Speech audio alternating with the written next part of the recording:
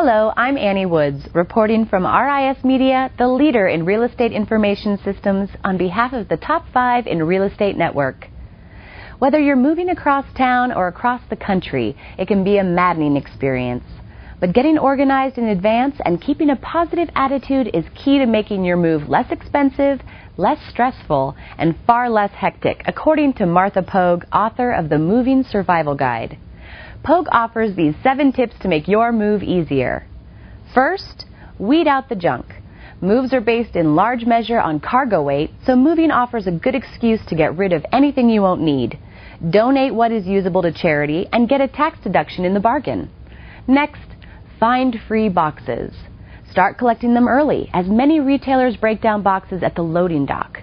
If you ask in advance, some drugstores, home goods stores, and supermarkets will save boxes for you. Be sure to pack it yourself. Save time and money by packing your stuff yourself.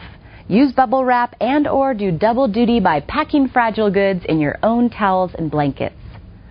Pogue also suggests moving off-season if you can. Moving rates are cheapest between September and May. And if that won't work for you, check on whether rates are lower on certain days or during certain parts of the month. Be sure to get several estimates. Whether you're packing yourself or you want the movers to do it all, get costs from several movers.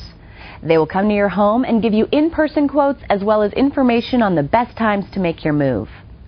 Pogue also advises letting someone else drive. Even if you pack all your own belongings, hire a transportation-only mover. Unless you're experienced at driving a big truck, it makes more sense to leave the driving to them. Finally, movers are not permitted to transport pets. If you're unable to transport your pet yourself, consider a professional pet moving service to be sure he gets the special handling he needs. For more real estate tips and topics, don't miss next week's installment of Top 5s This Week in Real Estate. Thanks for watching. I'm Annie Woods, reporting from RIS Media, the leader in real estate information systems.